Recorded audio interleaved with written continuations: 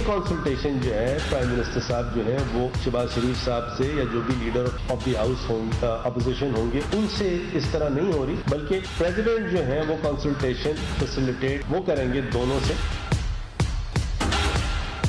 तो ये एक्सटेंशन ना सिर्फ ये कि गैर आईनी है बल्कि गैर कानूनी है, और मैं ये उम्मीद करती हूँ कि अगर ऐसा कुछ हुआ तो किसी भी कोर्ट ऑफ लॉ में वो स्टैंड नहीं करेगी बल्कि स्ट्राइक डाउन होगी।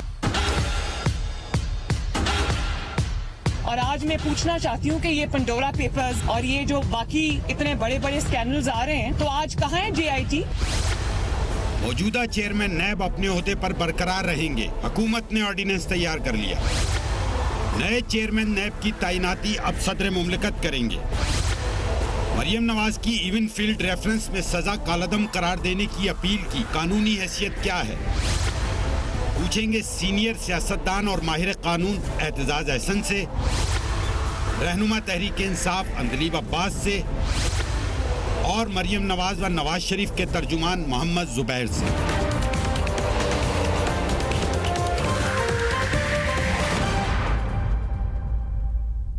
Bismillahirrahmanirrahim. Assalamu alaikum and a very warm welcome to the show. Chairman NAB justice retired Javed Iqbal की मुद्दत मुलाजमत ख़त्म होने में अब सिर्फ 2 रोज़ बाकी बचे हैं। बड़े अरसे से ये मामला अपोजिशन और हुकूमत के दरमियान तनाज़े का बाइस बना हुआ है, मगर अब एक वाज़े शक्ल लेना शुरू कर दी है। हुकूमत ने इस मामले पर हतमी फैसला कर लिया है। नए चेयरमैन नैब की बजाय मौजूदा चेयरमैन को ही इस ओहदे पर बरकरार रखा जाएगा।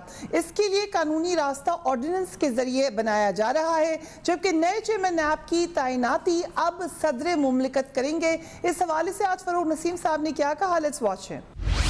कंसल्टेशन करनी है, सदर पाकिस्तान ने करनी है दोनों हजरात से। तो ये कंसल्टेशन जो है प्राइम मिनिस्टर साहब जो है वो शहबाज शरीफ साहब से या जो भी leader of the house opposition होंगे उनसे इस तरह नहीं हो रही, बल्कि प्रेसिडेंट जो है वो कंसल्टेशन फैसिलिटेट वो करेंगे दोनों से। और ये कंसल्टेशन जो है फेल हो जाती है तो फिर होगा ये कि एक पार्लिमानी कमेटी बनेगी। पार्लिमानी कमेटी जो है उसी तरह बनेगी जैसे ECP के जजेस हजरात मेंबर्स हजरात की तैनाती के लिए होती है। ऑपोजिशन चेयरमैन नैब को बरकरार रखने की सख्त मुखालिफत कर रही है। पीपल्स पार्टी हो या PMLN, उनका मौकफ एक ही है। आज मरियम नवाज ने बहुत शदीद तनकीद की इस हवाले से, लेट्स वॉच हर।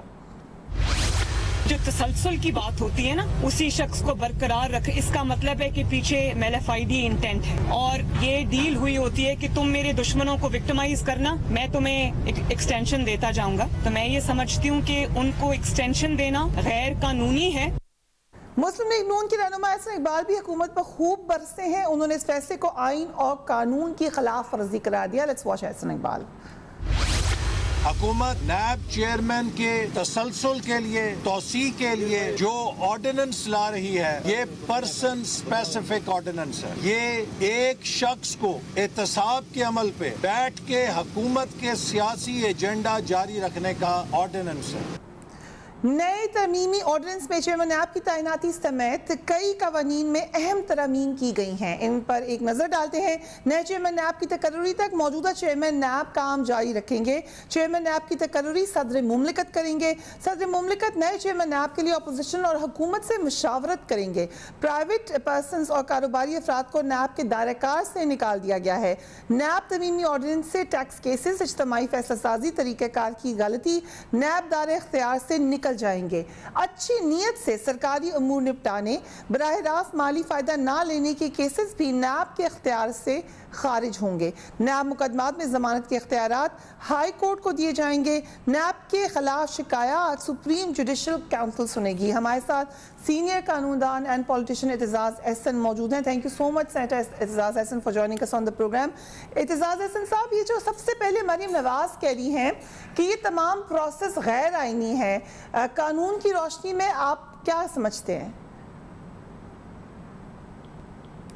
देखिए, एक बात तो क्लियर है कि ये मामला मेरी निगाह में, और ये मैं बार बार कह चुका हूँ, मेरी निगाह में ये मामला जाएगा सुप्रीम कोर्ट में और सुप्रीम कोर्ट ही इसको फाइनल इसका अब हल निकालेगी, क्योंकि ऑर्डिनेंस के ज़रिए इस ऑर्डिनेंस में जो भी आपने दिखाई भी हैं तरमीमात, उन तरामीम में से काफ़ी सारी तो ऐसी हैं जिन पे किसी को कोई एतराज़ है, सच नहीं है, और कि हाई कोर्ट में को ज़मानत का इख्तियार होना चाहिए। इस वक्त हाई कोर्ट को भी नैब के केस मुकदमे में ज़मानत का इख्तियार नहीं है। तो इस किस्म के जो मामलात हैं, और ये कि ताजर बीच में निकल जाए और कुछ लोगों को इकोनॉमिक रीजंस की वजह से, मेरा ख्याल है, मैं इसका आखिरी बात नहीं कर सकता, I can't say it conclusively, but मुझे इम्प्रेशन पड़ता है, मैं पार्लियामेंट में नहीं हूँ कुछ 2 साल से, पर मुझे इम्प्रेशन पड़ता है कि कुछ ऑल पार्टीज में इनमें से कुछ मामलात पर एग्रीमेंट हो चुकी हुई है, और लोग ये मानते हैं कि कोई ऐसा सिविल सर्वेंट जिसने जेन्युइनली ऑनेस्टली अपनी तरफ से काम किया हो लेकिन मिस जजमेंट हो गई हो उससे, उसको इसमें नहीं आना चाहिए क्रिमिनल लॉ के तहत। लेकिन इसके साथ जो चेंज, जो मेन बात गवर्नमेंट कर रही है कि बज़ाहिर जो ज़रा हार्मलेस तरामीम है, जो लेस ऑब्जेक्शनेबल तरामीम है, उनमें जस्टिस जावेद इकबाल की मियाद मुलाजमत को आगे बढ़ा देने का ऑर्डिनेंस में रख रहे हैं। ये इनको एक मसला तो पड़ गया हुआ है, गवर्नमेंट के लिए बहुत बड़ा मसला है कि मियाद ख़त्म हो रही है जावेद इकबाल की। जस्टिस जावेद इकबाल जब 8 अक्टूबर को गालबन उनके नैब के कलम की स्याही सूख जाएगी, और वो दस्तखत जो करेंगे उसके बाद एज नैब चेयरमैन वो उसका कोई असर नहीं होगा अनलेस कि कोई ये उससे पहले तरमीम करे। ये तरमीम करने ये जा रहे हैं जिसको गो एहसन इकबाल ने, अभी मैंने सुना, का पर्सन स्पेसिफिक है, पर ये इस तरह मेरा ख्याल नहीं कि ये इस तरह पर्सन स्पेसिफिक रखेंगे कि ये applies only to justice Javed Iqbal.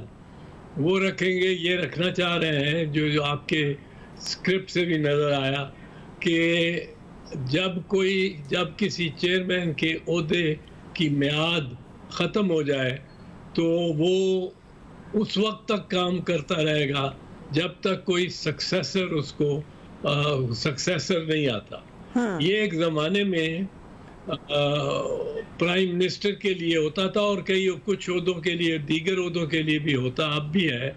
ये स्पेसिफिकली लॉ में प्रोवाइड होना चाहिए। प्राइम मिनिस्टर का जब से ये केयर टेकर प्राइम मिनिस्टर का निज़ाम चला है, उससे पहले यही था कि prime minister will continue until his successor takes over from him। तो ये डालना चाह रहे हैं ताकि जावेद इकबाल की मियाद बढ़ाई जाए। मेरे ख्याल में ये जाएगा सुप्रीम कोर्ट में। ठीक, सुप्रीम कोर्ट में जाएगा तो सुप्रीम कोर्ट मेरा ख्याल है कि काफ़ी ऑब्जर्वेशंस जस्टिस जावेद इकबाल के खिलाफ भी दे देंगी कि आपको क्या इतनी ज़रूरत पड़ी थी कि आप उस पोस्ट पे, उस ऑफिस में रहें। You should actually not have kept that office. मैं तो ये समझता हूँ कि सुप्रीम कोर्ट के जजेस ने जो पहले अपना किरदार दिखाया है, चंद ने, उससे बड़ी सारे अदालत को एक उसका इम्तियाज ही बन गया है कि नवाज शरीफ ने 5 सुप्रीम कोर्ट के जजेस को सेनेट में बन ले गया 6-6 साल के लिए, और वो आफ्टर देयर रिटायरमेंट। तो आप ये एतराज़ तो नहीं कर सकते कि जी कोई उसने for services to be rendered किया है ये काम, but for services that have been rendered तो हो सकता है, वो इम्कान है। और एक को उन्होंने सदर पाकिस्तान भी बना दिया, एक को गवर्नर सिंध बनाया। ये सिर्फ सुप्रीम कोर्ट के जजेस की बात मैं कर रहा हूँ कि सुप्रीम कोर्ट के जजेस को इस तरह उन्होंने ये पोस्ट दी, ऐसे ओहदे दिए, और इन्होंने जाके वो ले लिए जो कि एग्जेक्टिव ओहदे थे। एक सुप्रीम कोर्ट के साबिक चीफ जस्टिस को चेयरमैन पीसीबी लगा दिया। उनको क्या क्रिकेट का पता था? किसी सुप्रीम कोर्ट के जज को क्रिकेट का क्या मालूम, क्या इल्म? तो ये इस पे मेरा ख्याल है अगर जावेद इकबाल को कंटिन्यू किया गया और ये सुप्रीम कोर्ट में मामला चला गया तो जावेद इकबाल साहब की भी कुछ ज़रा वो सुप्रीम कोर्ट खींचेंगे उनको। ओके, सो ये आपने बड़ी इंटरेस्टिंग बात हमें बताइए इत्तेज़ाज़ हसन साहब, ये आपकी इंफॉर्मेशन है या एजुकेटेड गेस है? नहीं, मेरी ये इंफॉर्मेशन नहीं है। सुप्रीम कोर्ट ने क्या करना है वो तो अभी मेरा ख्याल है पिटिशन ही नहीं फाइल हुई, उनके सामने गई नहीं। वो क्या करेंगे वो तो जज देखेंगे, पढ़ेंगे, बहस सुनेंगे, फिर फैसला देंगे। वो हो सकता है जावेद इकबाल साहब के बिल्कुल क्लीन हक में हो और गवर्नमेंट के हक में हो, ये भी मुमकिन है। वो कहें कि law has been changed by another law, so an ordinance has been amended by another ordinance which is within the competence of the executive exercising its powers under the constitution under article 89 के तहत ordinance बनता है। तो वो हो सकता है ये कहें, पर मेरे ख्याल में मैंने जितना देखा है सुप्रीम कोर्ट में, और अब काफ़ी अरसा हो गया, 50 साल का अरसा हो गया अदालतों में, तो मेरे ख्याल में ये जावेद इकबाल साहब will run the risk of being questioned and harassed by the Supreme Court bench that hears the case. So हुकूमत का जो मौक़िफ़ है इत्तेज़ाज़ साहब, ज़रा उसको भी देख लेते हैं। वो ये कह रही है कि अपोजिशन लीडर शहबाज शरीफ पर नैब केसेस हैं, इसलिए नए चेयरमैन की तैनाती के लिए शहबाज शरीफ से अगर करते हैं मुशावरत तो वो मुफादात का टकराव है, यानी कॉन्फ्लिक्ट ऑफ इंटरेस्ट है। और वो ये भी कह रहे हैं कि अगर अपोजिशन अपना अपोजिशन लीडर तब्दील कर दे तो फिर हम कर सकते हैं मुशावरत चेयरमैन नैब के लिए। ये मौक़िफ़ ठीक है हुकूमत का?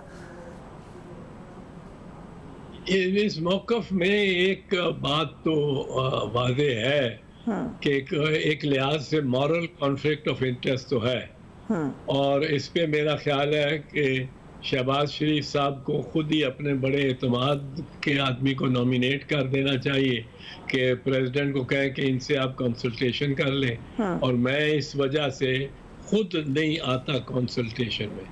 ये तो उनके लिए बहुत मुनासिब रास्ता होगा, लेकिन अदालत इस पे क्या फैसला देती है ये मैं इसलिए कुछ नहीं कह सकता कि कॉन्फ्लिक्ट है। कॉन्फ्लिक्ट तो है, ये फवाद चौधरी और दीगरान दुरुस्त कह रहे हैं कि एक साहब हैं जिन पे मुकदमात बने हुए हैं, लाइव मुकदमात, हियरिंग हो रही है, चल रहे हैं, और वही वो सारी प्रोसिक्यूशन के इंचार्ज को उन्हीं ने डिटरमिन करना है, including the person who has also the power to withdraw the case। तो वो नॉमिनेट करना, ये कॉन्फ्लिक्ट तो है, एंड आई थिंक शहबाज शरीफ को चाहिए कि वो इसको सीरियसली ले, और इस तरह ना हो जिस तरह इनकी तरफ से कई बातें, मतलब मेरा ख्याल है नॉन सीरियसली ली जा रही हैं। जिस तरह जस्टिस अरशद का वो जो जज अरशद मलिक का की वीडियो का भी जिक्र कर दिया है कि एप्लीकेशन में मरियम ने, और वो अदालत में दाखिल कर दी है, तो उसका भी उनको मेरा ख्याल है का बहुत नुकसान का इम्कान है, और इम्कानी तौर पे बड़ा खतरनाक है वो mention of that case by हर, क्योंकि जज पे लाजिम हो जाएगा, ये जज जो बैठेगा उसके उस दरख्वास्त को सुनने, वो लाजिम होगा कि वो कहे कि बीबी आपने तो उसी प्रेस कॉन्फ्रेंस में ये भी कहा था कि और भी बहुत सारे आपके पास शायद और टेप्स हैं, वो जरा जमा करवा दीजिए ना, सारे दुनिया देख ले कौन कौन ब्लैकमेल हो रहा है, किस तरह ब्लैकमेल हो रहा है, किसमें उसमें कहीं जजेस और जनरल्स और सीनियर ऑफिशियल्स और सीनियर पॉलिटिशियंस और मेंबर्स ऑफ द अपोजिशन वगैरह तो नहीं है, कौन सी टेप्स है या गवर्नमेंट की, तो वो शी रन्स दैट रिस्क। इसी तरह Shahbaz Sharif runs the risk of being again sort of sorted out in a civilized manner. Sorting out कोई बॉक्सिंग वाला नहीं, but with सुप्रीम को इनको भी सवाल करना शुरू हो जाए कि मियाँ साहब आपके तो खिलाफ जिसने कार्रवाई करनी है और जिसने सारा ये चलाना है या नहीं चलाना है या केस वापस लेना है, यहाँ तक कि जिसका इख्तियार है कौन सा गवाह पेश करना है कौन सा नहीं पेश करना आपके खिलाफ, वो जिसका इख्तियार है उसकी वो आपसे अगर पूछ के या आपके मशवरे पे किया जाए, उसको उसकी तकर्री की जाए, तो एक आपको एक कॉन्फ्लिक्ट और इंटरेस्ट तजाद तो होगा आपके मुफादात में। आपका एक तकाजा है कि आप इम्पार्शली एक्ट करें उसमें, और as a leader of the opposition. दूसरी तरफ ये आपकी तबीयत का तकाजा होगा जो कि नेचुरल ह्यूमन इंस्टिंक्ट है। शहबाज साहब को यहाँ जिस तरह जावेद इकबाल को अजीमत उठानी पड़ेगी शायद, उस तरह शहबाज शरीफ को भी और मरियम को भी, जो मरियम ने दरख्वास्त दिया, इन तीनों को जजेस बड़ा क्रॉस क्वेश्चन कर सकते हैं, बड़े उनको। और मरियम बीबी को तो साफ कहा जा सकता है कि वो आप सारी टेप्स और वो जो सारा आपने संभाल के रखा हुआ है एविडेंस, सो कॉल्ड एविडेंस, जो अभी तक देखा नहीं किसी ने, पर वो क्या है, किसके बारे में है, कितना उसमें ब्लैकमेल किए करने की किसी को उसमें सलाहियत है।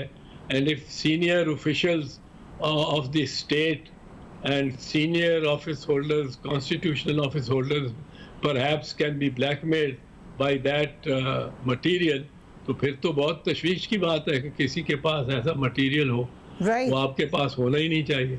ओके, सो उनको क्वेश्चन भी कर सकती है कि आपको कहाँ से मिला, जिसका गालिबन एक जवाब उन्होंने प्रेस कॉन्फ्रेंस में दिया था।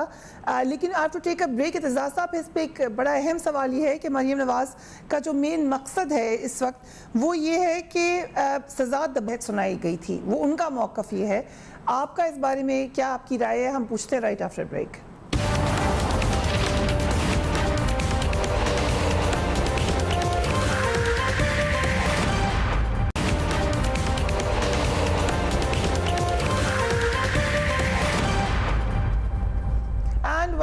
एतजाज़ अहसन साहब हमारे साथ मौजूद हैं। एतजाज़ अहसन साहब, आपने कहा कि एक मौका मिल जाएगा, बहुत सारे क्वेश्चंस रेज हो जाएंगे मरियम नवाज़ के मामले पर, लेकिन मरियम नवाज़ का मेन मकसद ये है कि वो चाहती हैं कि किसी तरीके से ये बावर कराया जा सके कि अदालत के ऊपर दबाव था।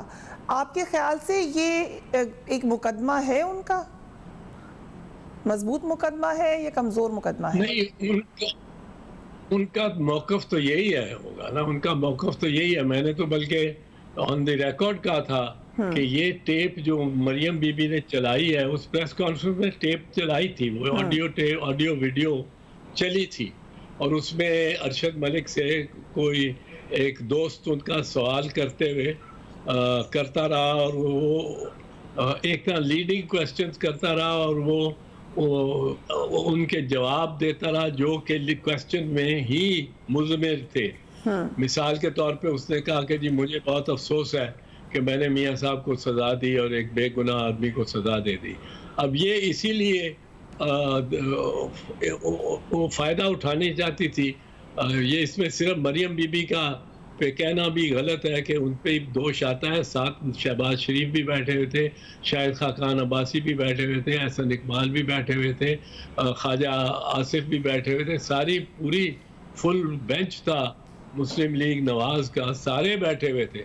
तो इन सब ने जो वो पेश किया, वो टेप का वो वीडियो, और वो चलाया वहाँ, तो इनका मकसद था ये बताने का लोगों को कि ये जज खुद तस्लीम कर रहा है कि मैंने गलत फैसला दिया। उसके बाद ये बातें भी आई कि जज की और हसन नवाज शरीफ की मुलाकात कहीं मदीने में हुई, मदीना मुनव्वरा में, और नवाज शरीफ के साथ जज की मुलाकात रायविंड में हुई जब वो जेल से कुछ अरसे के लिए रिहाई पे आए।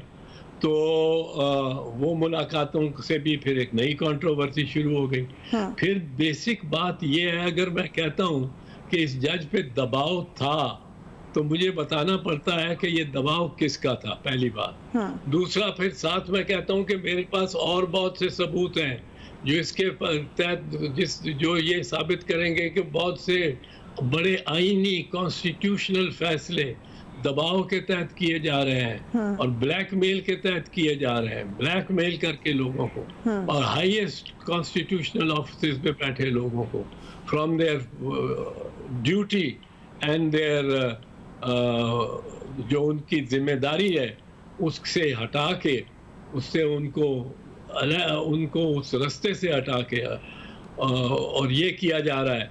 तो फिर जज साहब के लिए लाजिम है वो पूछें कि हमें और भी जो है आपके पास सबूत वो भी जमा करा दें सारे, हम भी देखें, कौम भी देख ले सारे के, और जिसकी उसमें वीडियो है वो भी देख ले और तस्दीक करे या तरदीद करे। ये तो चांस उसको मिलना चाहिए ना, इससे पहले कि आप किसी अपने फ़ायदे के मौके पर के लिए उसको इस्तेमाल करें। तो मेरा ख्याल है ये एक बड़ी उलझन को पड़ेगी। पर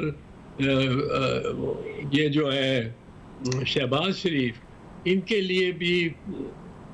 इनको भी मुश्किल आएगी अदालत में जब ये मामला जाएगा।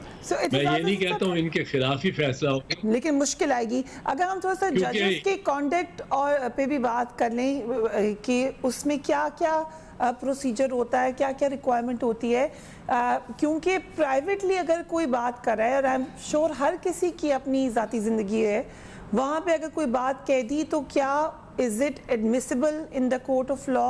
क्या तरीक़ाकार हो सकता है बताने के लिए कि वो किसी ने कहलवाई नहीं है या कब कहाँ गई है? क्या प्राइवेट वीडियो जो कि बग़ैर नॉलेज के बनाई गई हो वो दूसरे कोड ऑफ कॉन्डक्ट को जजेस का, उसमें वो इस्तेमाल हो सकती है अदालत में? इसमें मैं एक अर्ज करूं, पहले तो वीडियो को ले लें, ऑडियो वीडियो रिकॉर्डिंग। ये अब article 164 of the evidence act में पहले एविडेंस एक्ट में नहीं था, अब कानून शहादत के तहत these devices recording through these devices through scientific modern devices can be used। और एक मिसाल मैं दे दूं कि जहाँ के शफाफ ऑडियो टेप्स पेश की गई सुप्रीम कोर्ट में और सुप्रीम कोर्ट ने उन पे रिलाई किया और बीबी शहीद और आसिफ अली जरदारी को दोनों को उन्होंने उनके खिलाफ जो कन्विक्शन की हुई थी जस्टिस कयूम ने और लाहौर हाई कोर्ट और उनके एक साथी जज ने, वो उसको उन्होंने सुप्रीम कोर्ट ने सेट असाइड किया on the basis of the audio tapes. Audio tapes को उन्होंने रिप्रोड्यूस किया, हालांकि उन्होंने कहा कि ऑडियो टेप्स के अलावा भी बायस बड़ा इस केस में नज़र आता है, तो इसलिए ऑडियो टेप्स पर their transcript was included in the judgment, तो उस पे एक इनसार हो गया। अब रही बात इसके अलावा अगर रिकॉर्डिंग हो या ज़बानी कलामी बात करने, उसमें फ़र्क ये है कि रिकॉर्डिंग अगर हो, और मैंने तो पहले दिन का, आज 2 साल हो गए इस बात को तकरीबन, और बार बार कह रहा हूँ कि अगर ये tape in its original form without having been tampered, without any cut and paste job, ये अगर ओरिजिनल शेप में अदालत में पेश हो जाए तो ना सिर्फ एडमिसिबल है, इस किस्म के केस में वो ज़रूर मियाँ साहब को रिहा करा सकते हैं with in the shortest period of time. मैंने तो उस वक्त कहा था 1 दिन में रिहा करा सकते हैं मियाँ साहब को, जमानत हो जाएगी मियाँ साहब की 1 दिन में, और ये वो बाहर आ जाएंगे। और मैंने ये कहा था कि इस टेप के बाद अगर ये मरियम बीबी के पास जेन्युइन ऑथेंटिक टेप है तो इनको फ़ौरन अदालत में पेश करनी चाहिए, अदालत इस्लामाबाद हाई कोर्ट में पेश करनी चाहिए और उनको बाहर लाना चाहिए जेल से। अगर ये ऑथेंटिक नहीं है तो ये नहीं पेश करेंगे, उन्होंने आज तक पेश तो कहीं की नहीं। अब रही तीसरी बात कि कोई ज़बानी कलामी, मैं जज हूँ और मैं कहता हूँ ज़बानी कि मैंने फलां को गलत सज़ा दे दी, या इन्होंने एक और डायलॉग डिस्कोर्स रिप्रोड्यूस किया हुआ एक जजमेंट में, एक एप्लीकेशन में, तो वो हियर से होता है, उसको कहते हैं सुनी सुनाई बात। आप मुझे आके कहती हैं मैंने सुना है, मैं बैठी भी थी तो फलां और फलां तुम्हारे खिलाफ बात कर रहा था, अब आपने आके मुझे सुनाई, इसमें कोई ऑथेंटिसिटी नहीं। दिस इज कॉल्ड हियर से या सुनी सुनाई बात। आपने सुना के मुझे सुना दी, अब शायद आपका मकसद था कि मैं एंगेज होके उनसे जाके लड़ पड़ूंगा, मैं नहीं लड़ा या कुछ जो भी, पर वो एडमिसिबल नहीं है एविडेंस में, अदालत में। सुनी सुनाई बात। टेप रिकॉर्डिंग एडमिसिबल हो सकती है अगर फोरेंसिक दुरुस्त हो और उसमें टैंपरिंग ना की गई हो। अगर इन्होंने टैंपरिंग ना की होती तो ये ज़रूर पेश कर देते। मेरे ख्याल में 2 साल में क्या ये सारे केसेस को निपटाने के लिए बड़ा अच्छा मौका था इनके पास उस टेप से, लेकिन उसका फोरेंसिक ही नहीं कराया। 2 साल पड़ी हुई अपने पास रखी हुई है, उसकी अब वैल्यू कोई नहीं रहेगी। मासवाई ये कि वो इनके खिलाफ इस्तेमाल हो सके कि you have tried to create evidence of a criminal of a crime when there was no evidence. Very interesting. Aitzaz Ahsan साहब, thank you so much for giving us time. तफसीलन इत्तेज़ाज़ एहसन साहब ने बताया आने वाले दिनों में किस किस को मुश्किलात का सामना हो सकता है। ज़रूरी नहीं कि फ़ैसला खिलाफ आए, लेकिन कौन कौन से सवालात हैं जो कि यकीनन पूछे जा सकते हैं। इस पर उन्होंने शहबाज शरीफ साहब का भी जिक्र किया, मरीम नवाज़ का भी जिक्र किया, और चेयरमैन नैब की जो मुद्दत मुलाजमत की तौसी है उसका भी जिक्र किया। We will take a break and we will be right back.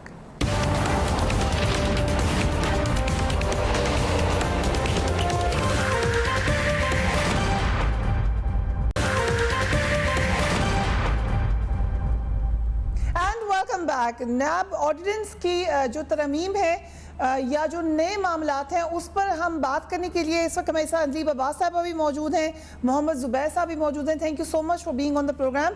अंजलीब साहिबा, नैब ऑर्डिनेंस के जरिए नए चेयरमैन के तकर्रुर के लिए हुकूमत और अपोजिशन की जो मुशावरत की शिक है वो बरकरार रखी गई है, लेकिन उसमें अब एक नई पर्सनैलिटी या एक नई शख्सियत है जो कि सदर मुमलिकत की है। वज़ीर आज़म और अपोजिशन लीडर की बराह रास्त मुशावरत में क्या मसला था कि सदर साहब को बीच में डाला गया है?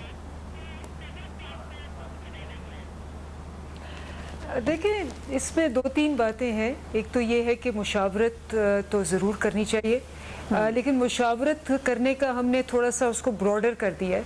अगर आप रिस्ट्रिक्ट रखेंगे और ये कहेंगे कि जी ऐसे लोग जैसे कि शहबाज शरीफ के ऊपर इंसिस्टेंस की जा रही थी कि जी जो खुद मुल्ज़िम हैं, मतलब आप खुद वो चोर को कह रहे हैं कि जी अपना सिपाही खुद तुम चूज़ करो, तो वो तो ऑब्वियसली सारी स्पिरिट ही ख़राब कर देगा। आपको पता है कि शहबाज शरीफ का तो एक रिकॉर्ड है, वो वही बंदा चूज़ करता है जो उसके केसेस बंद करवाता है। जस्टिस अब्दुल कयूम का एग्जाम्पल है, आप लोग कितनी दफ़ा दिखा चुके हैं कि किस तरह से उनको कहा गया कि ये केस बंद कर दो, ये खोल दो, ये कर दो, और वो करते गए। तो शहबाज शरीफ के ऊपर रिस्ट्रिक्ट करना, इसको ऑब्वियसली ये एक इशू है। जहाँ तक ये जो पोजीशन है ना, ये पोजीशन है बेसिकली ये कायनी पोजीशन है और इसकी सारी प्रेसिडेंट के नीचे आती है। लीगली प्रेसिडेंट को ही जाता है कॉल करना, इस्तीफ़ा देना, ये सारा जो है ये जो आइनी इदारे हैं ये वहाँ से प्रेसिडेंट हाउस से जारी होते हैं इनके अहकामात वगैरह। तो इसलिए उनको भी शामिल किया गया है ताकि इसका एक पूरा जो वहाँ से शुरू होता है, तो president himself will also be responsible for this. Right, Zubair साहब, हुकूमत ने चेयरमैन नैब को तौसीह देने का ऐलान तो कर दिया है, मगर उन्होंने कहा है कि मुशावरत होगी अपोजिशन से भी और पार्लिमानी कमेटी के क़याम का ऐलान भी कर दिया है। अभी भी आपने सुना अंजली साहिबा ने कहा कि मुशावरत ज़रूरी है। सो अब क्या आप इस ऑर्डिनेंस पर मुतमईन हैं? बिल्कुल मुतमईन नहीं है। ये क्या खाड़ बचाड़ है? एक कानून बना हुआ है, उस कानून का बड़ा तरीक़ेकार भी बड़ा अच्छा है कि जी लीडर ऑफ द हाउस और लीडर ऑफ द ऑपोजिशन जो है वो आपस में मिल के फैसला करेंगे। अब बहुत से फैसले, और वो फिर उसमें सिर्फ ये नैब के चेयरमैन की तो बात नहीं है, उसमें तो चीफ इलेक्शन कमिश्नर का केयर टेकर गवर्नमेंट के सेटअप होने का, केयर टेकर प्राइम मिनिस्टर का, फिर सूबों में वही चीज जाके जो केयर टेकर सेटअप होने होते हैं, ये अगर आइन के साथ इस तरह से अखाड़ पछाड़ किया जाएगा और सिर्फ इसलिए कि ये इस टर्म में किसी न किसी तरह से जावेद इकबाल को आगे खींचा जाए, तो एक पर्सन स्पेसिफिक लॉज हम कब बनाना बंद करेंगे? क्या ये मुल्क के लिए कोई अच्छी चीज है? अगर आप ये समझते थे कि जी शहबाज शरीफ का कॉन्फ्लिक्ट ऑफ इंटरेस्ट होगा, तो आप पहले 3 नाम, अच्छे नाम, पहले तो एक्सटेंशन की तो बात ही ना करते ना। जावेद इकबाल समझ लें कि दुनिया में उससे अच्छा कोई नैब चीज नहीं रहा, जो कि बिल्कुल हकीकत के बरखिलाफ है। आप को 3 नाम अच्छे चुन के दे सकते थे लीडर ऑफ द ऑपोजिशन को। अगर लीडर ऑफ द ऑपोजिशन और अपने 3 नाम देते, अगर आप समझते कि ये देखें जी ये तो शहबाज शरीफ जो है उस बंदे का इंतखाब करने जा रहे हैं जो कि कॉन्फ्लिक्ट ऑफ इंटरेस्ट है, तो समझ आती थी। लेकिन अभी आपका अमल हुआ ही नहीं है, शुरू ही नहीं हुआ अमल, और आपने कहा कि कॉन्फ्लिक्ट ऑफ इंटरेस्ट हो गया। अपनी दफा जब बात आती कॉन्फ्लिक्ट ऑफ इंटरेस्ट की, मिसाल के तौर पर अभी जो पेंडोरा लीक हुए हैं उसमें फाइनेंस मिनिस्टर साहब का नाम है, नीचे इन्वेस्टिगेट कर रहे हैं वो लोग एफबीआर जो उनको रिपोर्ट करते हैं, वहां आपको कॉन्फ्लिक्ट ऑफ इंटरेस्ट नहीं नजर आता। इस तरह तो आपने अगर इस तरह से ही करना है तो आपने कोई भी केस बनवाना होगा, पहले आप केस बनवा दें, फिर कहें कि जी वो तो उनका कॉन्फ्लिक्ट ऑफ इंटरेस्ट है इसलिए उनसे मुशावरत उनसे नहीं डिस्कशन होगी। तो टोटल मेसअप है, अकाउंटेबिलिटी के नाम पर फार्स हो रहा है पिछले 3 साल से, और वो आगे आपने खींचते हैं तो खींचते रहे, बदनाम तो पाकिस्तान ही होगा, पाकिस्तान का नाम खराब होगा और अकाउंटेबिलिटी का प्रोसेस खराब होगा।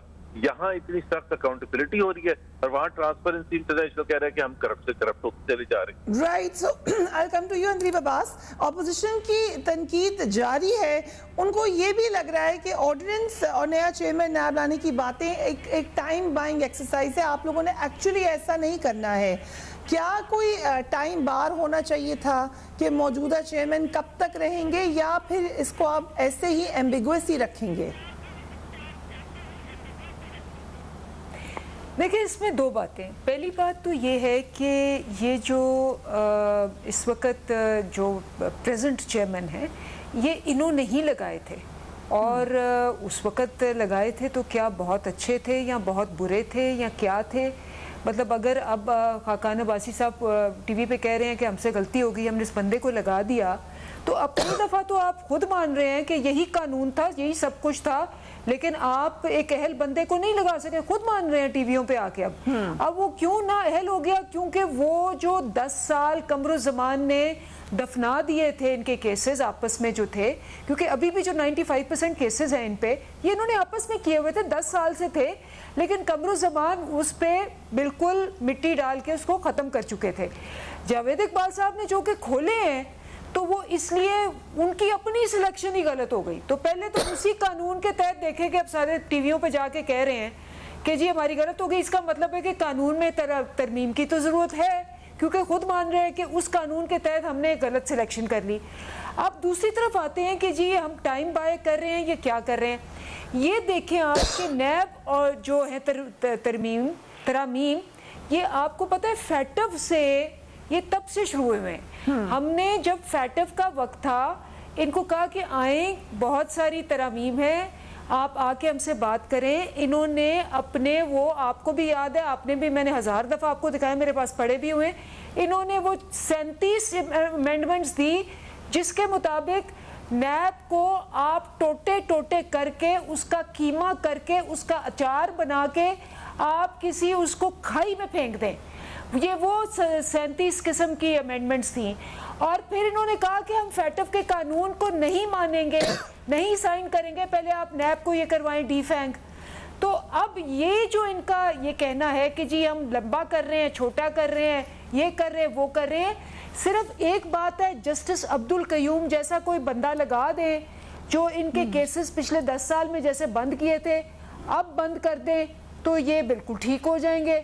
जस्टिस अब्दुल कयूम जैसा बंदा नहीं लगाएंगे तो फिर वही होगा जी, मारे गए, लुटे गए, कानून, आइन, जमहूरियत। मतलब देखें इनकी क्या इखलाकी हैसियत है जमहूरियत की बात करने की, जिनकी पार्टियां एक तो बिल्कुल मार्शल लॉ पे और जन ज़ियाउल हक पे पली, उसके बाद अभी भी कजन्स की लड़ाई हो रही है कि पार्टी किसकी है, भाई की है, बड़े भाई की है, छोटे भाई की है, मफामियत का या मुदाफियत का या मुजाहमत का, ये अभी से ये डिसाइड नहीं हो रहा। और बाकी सारी पार्टी एक तरफ वो आपस में लड़ के खानदानी विरासत मेरी है या तुम्हारी है, ये सिर्फ विरसे की पार्टी। अगर इजाजत दें हम अगर वापस ऑर्डिनेंस के ऊपर आ जाएं, वो तो चले आप लोग का सियासी इख्लाफात हैं, लेकिन आप लोग तो पीटीआई तो ये कहती है कि हमने करप्शन के ऊपर टफ हैंड रखना है, सख्ती करनी है। सो जो नए ऑर्डिनेंस में प्राइवेट शख्स की करप्शन पकड़ने का काम नैब के दायरा कार से निकालने का फैसला, फिर टैक्स के मामलात भी नैब के बजाय FBI के हवाले करने का फैसला किया गया है। सो अपोजिशन ये कह रही है कि आप इस ऑर्डिनेंस के जरिए